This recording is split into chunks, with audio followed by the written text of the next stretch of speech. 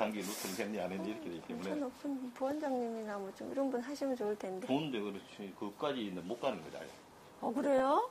그거 뭐 좀 연결돼야 되는데 제가 연결할 수가 없는 거예요. 이해 안 되네.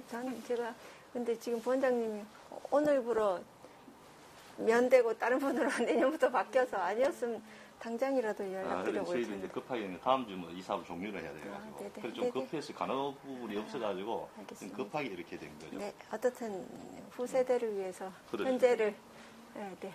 그리고 이거는 이제 본인이 이제 입사하셔가지고 여기서 했던 일들에 대한 얘기예요. 그러니까 뭐 큰 부담 느끼지 마시고 또. 저희 일을. 그러면 이제 뭐 이거는 대답이 곤란한 것은 넘어가시면 되고. 네, 그냥 편하게 얘기할게요. 예, 이 세대는 상관없는 거잖아요. 예? 이 세대는 상관이 없어요. 그럼 나중에 하여튼 우리가 공개를 만약에 하게 된다 손치더라도 반드시 허락을 넣고 이 부분 빼라든지 뭐 그런 절차가 있어요. 이게. 무조건 구수는 특히 그런 부분을 굉장히 말을 예민해가지고. 편하게 하겠습니다. 예, 그렇게 하시면 됩니다. 네.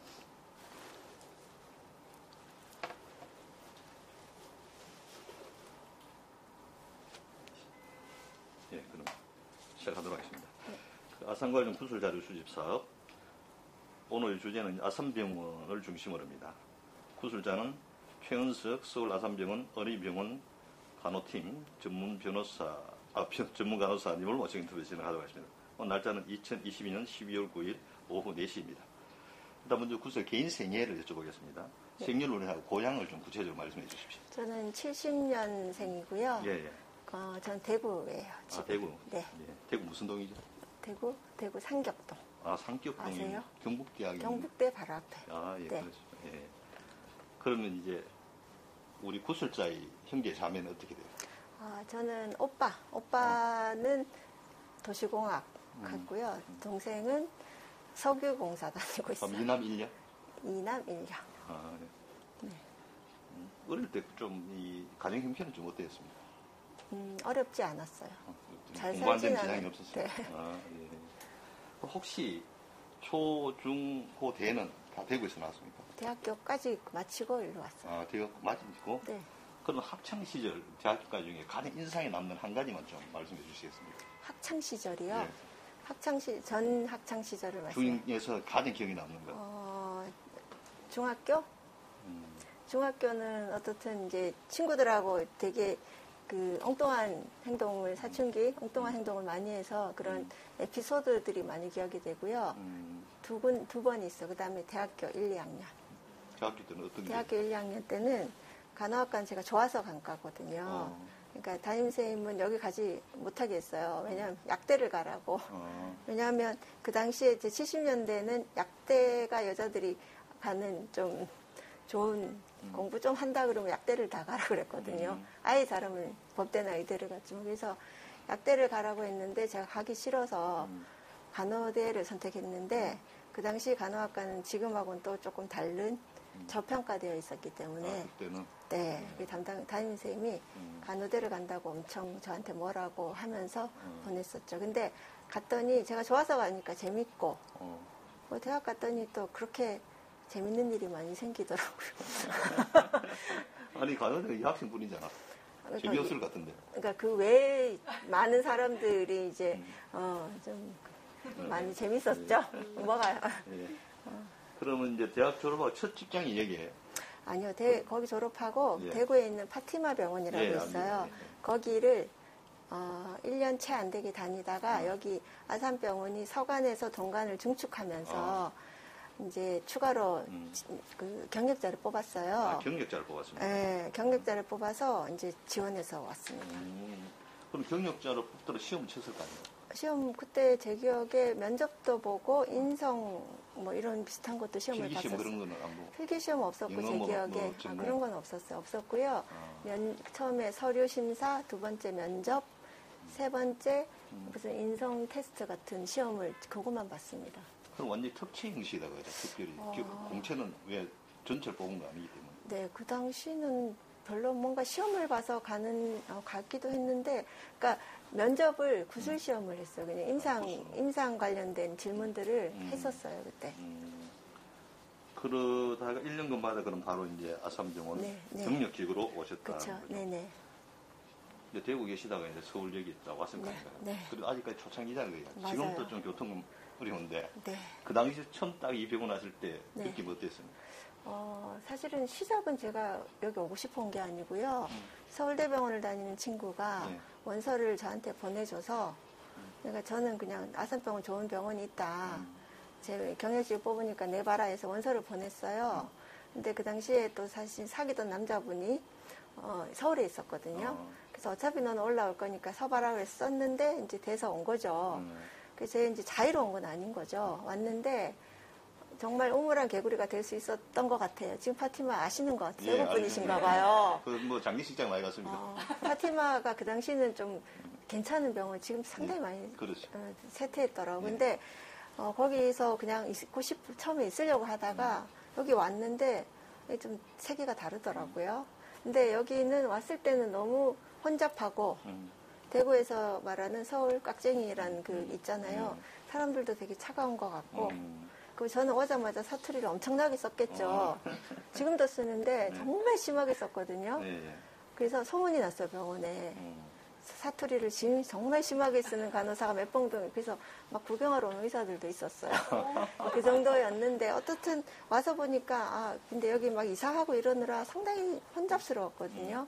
사람들도 막 섞여 있었고 그리고 처음부터 안병동에 왔거든요. 소아암. 안병동에 왔더니 이렇게 애들이 고위험군이잖아요. 엄마 보호자들이 그 당시엔 아빠 거의 없었고 엄마들만 대부분 있어. 지금 아빠들이 엄청 많거든요. 근데 엄마들이 상당히 예민해져 있어서 저처럼 이렇게 사투리를 쓰는 그런 거의 신규가 오니까 좀 되게 불신하고 이러는 게 있어서 처음에 힘들었죠. 근데 아산병원을 보면서 느낀 거는 기본적으로 스케일이 크니까요. 그 당시에는 사과만 있어도 엄청 컸는데 지금하고 비교가 안 될 정도로 작았었죠. 그때는. 근데 엄청 크고 복잡하고 산만했어요. 그때는. 왜냐하면 막 옮기고 이동하고 변경하고 이런 식이었어요. 정신이 없었겠네요. 그때는 정신 없었다. 네. 그럼 와서는 뭐 숙식을 어떻게 해결했어요? 저는 아예 집을 얻어서 왔어요. 얻었어요? 왜냐면 그때는 기숙사가 없었어요. 그렇죠. 네. 집을 아예 저는 얻는 거 제가 얻은 게 아니고 그냥 엄마가 와서 얻었으니 올라가라 이렇게 해서 왔어요. 그럼 이제 대구 계시다고 왔잖아요. 네. 그때 뭐 대우는 좀 어땠습니까? 대우요? 네. 대우라 하면 급여 말씀이세요? 예, 급여. 급여는 정확하게 기억이 안 나는데 급여 차이가 아주 컸던 것 같진 않아요. 대구 와서 이게. 네. 근데 친구들이 뭐 간호대학교 다양하게 다 서울대 병원 다 했어요. 맞아요. 그럼 뭐 지금 한번 만나면 이제 이 급여에 대해 필요한 얘기하는데 이 아산병원의 대우는 그 당시에는 삼성이 독보적으로 많았어요. 그때는. 근데 지금은 아니에요, 사실은. 근데 그때는 삼성이 저희보다 한 1.2배, 정확히 모르지만 아무튼 한 거의 2배까지는 아니에요. 한 1.5배는 받은 것 같아요. 근데 연차가 올라갈수록 저희가 따라잡는 게 훨씬 빨라서 지금은 오히려 이제 제가 더 많이 받죠. 처음 와서 아까 소아암병동으로 가잖아요. 네. 그럼 소아암병동에서 또 다른 쪽으로 간 거예요? 저는 소아암에만 계속 있었어요. 지금까지. 지금까지? 네. 한 분야 안 해요? 네. 한 분야만 계속 하네요. 네. 그럼 우리 구술자와 함께 병원 생활한 의사나 간호사 중에서 가장 기억에 남는 분 한 사람으로 말하라 그러면 누구를 말하겠습니까? 지금 은퇴한 의사분이긴 한데요. 중간에 그러니까 성함을 밝혀도 되죠? 예, 괜찮아요. 김태형 교수님이라고. 김태형.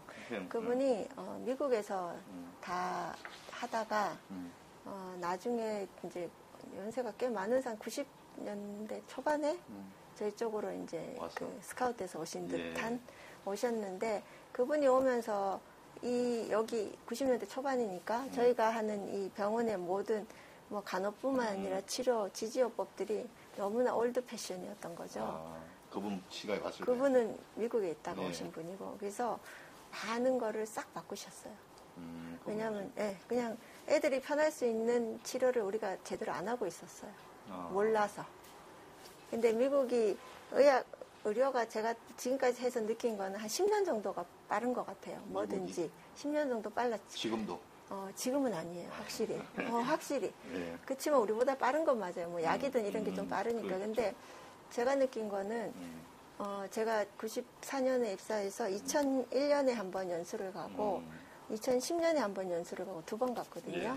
그것도 이제 이 병원에서 정말 그런 사람들을 양성하는 좋은 그 기회들이 많아요. 네. 가서.